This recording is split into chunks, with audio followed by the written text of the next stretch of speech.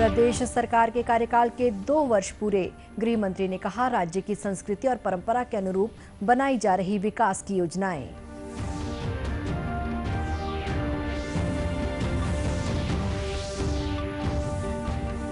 राष्ट्रीय विद्यार्थी startup virtual सम्मेलन नई दिल्ली में आयोजित। सूचना प्रसारण मंत्री ने कहा, नवाचार के क्षेत्र में विद्यार्थी कर रहे बेहतर प्रदर्शन।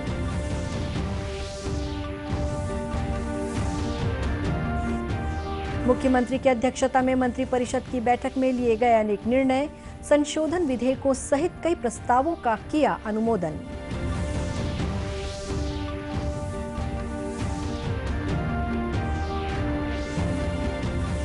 और एडिप और राष्ट्रीय वयोश्री योजना के तहत बिलासपुर में दिव्यांगों को 2 करोड़ 4 लाख रुपए के सहायक उपकरण वितरित।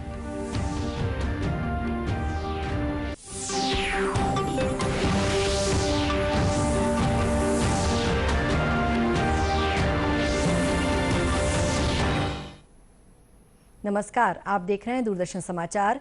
मैं हूं शुभ्रा भट्टाचार्य। अब समाचार विस्तार से। मुख्यमंत्री भूपेश बघेल के नेतृत्व वाली प्रदेश सरकार के कार्यकाल के 2 वर्ष आज पूरे हो गए। इस अवसर पर सरकार द्वारा अपनी उपलब्धियां जनता तक पहुंचाई जा रही हैं। सभी जिलों के प्रभारी मंत्री जिला मुख्यालयों में सरकार के 2 साल के कामकाज का लेखा जोखा जनता के सामने रख रहे हैं। राज्य सरकार के 2 साल पूरे होने के उपलक्ष्य में मंत्रिमंडल के सदस्यों ने एक दूसरे को बधाई दी। आज ही के दिन वर्ष 2018 में भूपेश बघेल ने मुख्यमंत्री के रूप में पदभार ग्रहण किया था। तब से लेकर अब तक राज्य के विकास और उनके मुख्यमंत्री के रूप में सफर को जनता तक पहुंचाया जा रहा है। गृह मंत्री ताम्रध्वज साहू ने दूरदर्शन समाचार से एक विशेष बातचीत में कहा कि राज्य सरकार के विकास का मापदंड अलग है। उन्होंने कहा कि प्रदेश सरकार छत्तीसगढ़ की संस्कृति और परंपरा को आधार बनाकर विकास को प्राथमिकता देती है। उन्होंने कहा कि इसी आधार पर योजनाएं तैयार की जा रही हैं। डेवलप का नारा अलग है, जैसा भी आपने कहा संस्कृति की बात। हमारी छत्तीसगढ़ की संस्कृति और हमारे संस्कार के हिसाब से योजनाएं बनने लगी हैं। सबसे पहले आप देखेंगे, सरकार बनते ही राजिम कुंभ जो नाम से बीजेपी के लोग किया करते थे, उसको बदल कर हम लोगों ने राजिम माघी पुन्नी मेला किया। अंग्रेज के ज़माने के गजेटियर है 100-125 साल पुराना। उसमें लिखा है कि उस समय 50,000 की भीड़ वहाँ हुआ करती थी। राजिम कुंभ करने का प्रश्न ही नहीं था। 4 कुंभ हमारे वेद शास्त्र ग्रंथ पुराण में बताया गया है। हम लोगों ने उसको बदल करके राजिम माघी पुन्नी मेला किया। संस्कृति के हिसाब से देखेंगे, माननीय मुख्यमंत्री जी ने तीजापुरा की छुट्टी दी, हरेली की छुट्टी दी, विश्व आदिवासी दिवस मनवाया। हमारे जो व्यंजन है छत्तीसगढ़ का, छत्तीसगढ़ की चित्रकारी, रहन सहन, जीवन यापन, इन सब को फोकस करके छत्तीसगढ़ की संस्कृति को आगे करने का विकास के साथ साथ काम किया जा रहा है। ये सबसे बड़ी विशेषता है हमारी सरकार की। 2018 में हुए विधानसभा चुनाव में कांग्रेस ने भूपेश बघेल के नेतृत्व में 15 साल पुरानी भाजपा की सरकार को बहुमत से पराजित किया था। 90 सीटों वाले विधानसभा में से कांग्रेस ने 69 सीट पर जीत हासिल की थी। हाल ही में मरवाही उपचुनाव में भी कांग्रेस ने जीत दर्ज कर अपनी संख्या बल 70 तक पहुंचाई है। उधर भाजपा ने प्रदेश की कांग्रेस नीति सरकार के 2 वर्ष के कामकाज पर सवाल उठाते हुए असफल करार दिया है। आज बिलासपुर में पत्रकारों से चर्चा करते हुए भाजपा के राष्ट्रीय उपाध्यक्ष और पूर्व मुख्यमंत्री डॉक्टर रमन सिंह ने कहा कि कांग्रेस ने अपने जनघोषणा पत्र के ज्यादातर वायदे पूरे नहीं किए हैं। धान खरीदी और धान खरीदी के साथ साथ जो दूसरा बड़ा वादा उन्होंने किया था कि किसानों को हम 2 साल का बोनस की राशि जो करीब 2 साल का मिला दें तो 10,800 रुपया होता है। ये बोनस के 2 साल के किसानों को तत्काल हम देंगे। 2 साल का बोनस की राशि नहीं मिली, उसको किसानों को आज धान खरीदी में जो परेशानी हो रही है, किसानों के लाखों एकड़ के रकबे काट दिए गए। सूचना और प्रसारण मंत्री प्रकाश जावड़ेकर ने कहा है कि केंद्र सरकार नवाचार और नए विचारों को बढ़ावा दे रही है।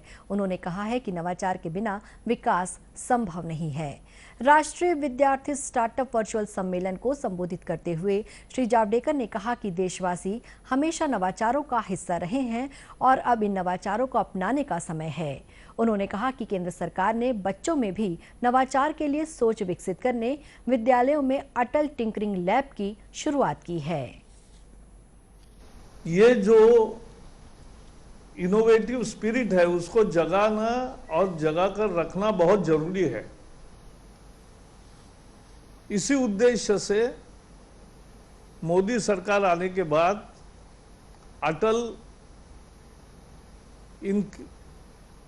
अटल टिंकरिंग लैब्स स्कूलों में शुरू हुए। 6ठी से 12वीं तक के छात्र artificial intelligence, 3D printing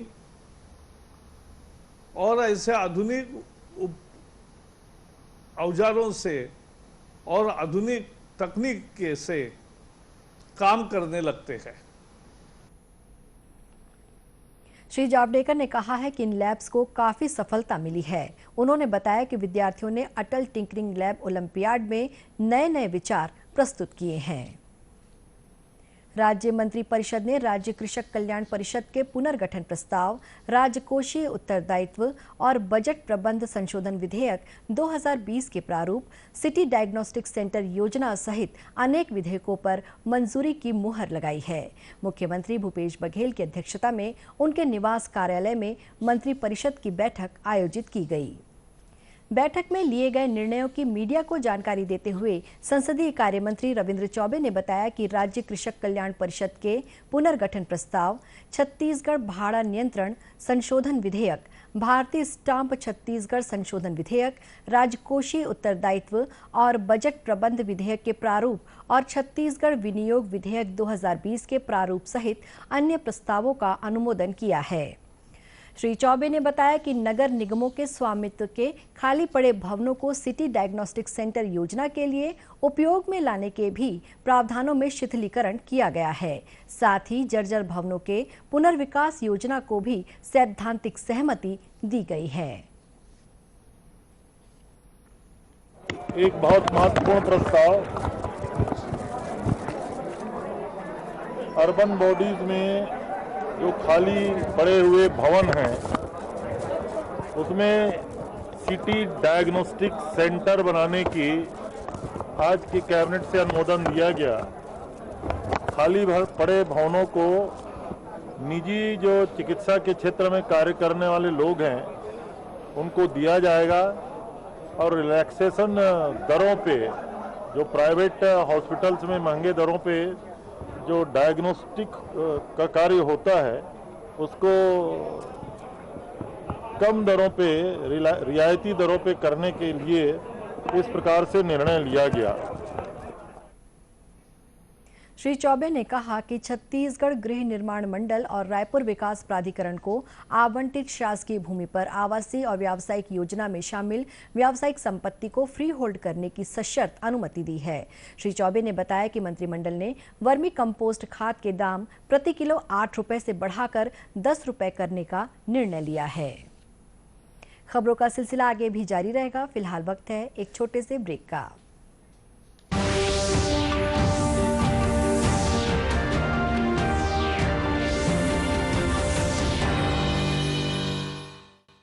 Come on boys, let's go practice. अरे रुक यार, मेरे बैंक अकाउंट में गलत एंट्री का प्रॉब्लम हो गया है। तो बैंक को कंप्लेन करना। बैंक को लिखे 1 महीना हो गया है, बट वो गूगली पे गूगली डाले जा रहा है। तो आरबीआई के बैंकिंग लोकपाल को इन्फॉर्म करो। रुक, मैं समझाता हूँ। जैसे क्रिकेट में थर्ड अंपायर, वैसे ही आरबीआई का बैंकिंग ओम्बड्समैन। आरबीआई कहता है अगर बैंक आपकी कंप्लेंट को 1 महीने में नहीं सुलझाता तो आरबीआई के बैंकिंग ओम्बड्समैन में कंप्लेंट करो। यह आरबीआई का आसान तरीका है आपकी कंप्लेंट सुलझाने का, और वो भी फ्री। समझे? आरबीआई कहता है जानकार बनिए, सतर्क रहिए।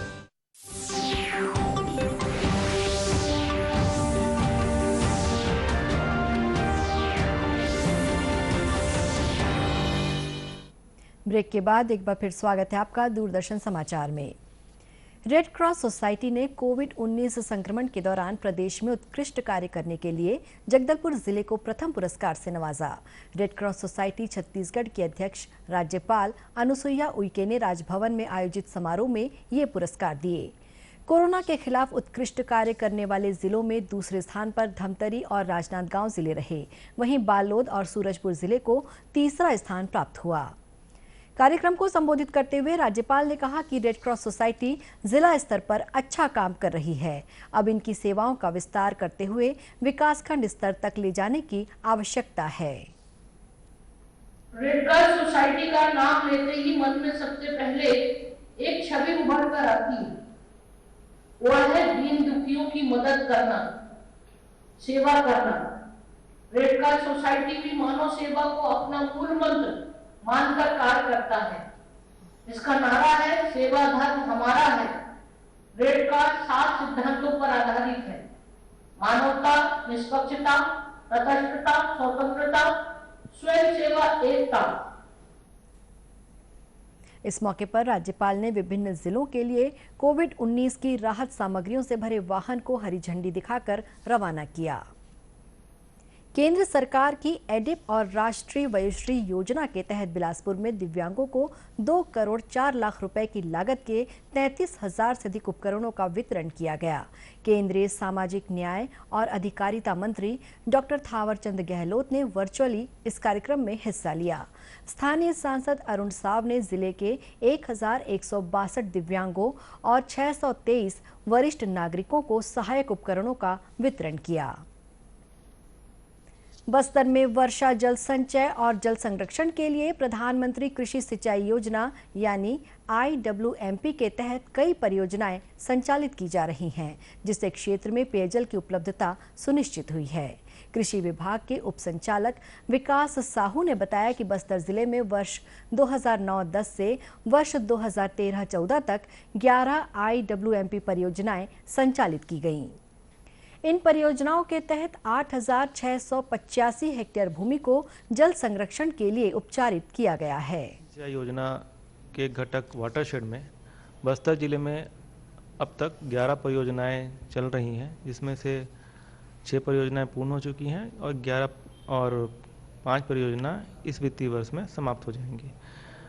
वाटरशेड अंतर्गत जल संवर्धन, वृक्षारोपण के साथ साथ आजीविका वर्धन के लिए भी कार्य हो रहा है। इसमें हमारे 11 वाटरशेड्स में करीब हमारे 6 विकास खंडों में 11 वाटरशेड्स हैं। उसमें जल संवर्धन के लिए चेक डैम, गली प्लग, तालाब, पर्कुलेशन, डबरी इत्यादि का निर्माण किया गया है।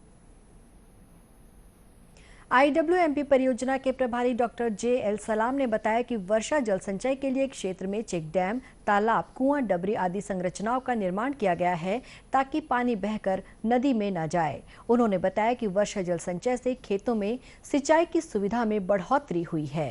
बारिश का पानी जो बहकर सीधे नदियों में चला जाता है, वहाँ पे हमने चेक डैम के मदद से और कुएं की मदद से, तालाब की मदद से वहाँ के जो एक फसल ले रहे थे उनको हमने रबी की फसल लेने के लिए प्रेरित किया है। और आज की डेट में वो चना, गेहूं और मक्का और साथ ही साथ जो तालाब के मेड़ों में अरहर की बहुत बेहतरीन फसल ले रहे हैं।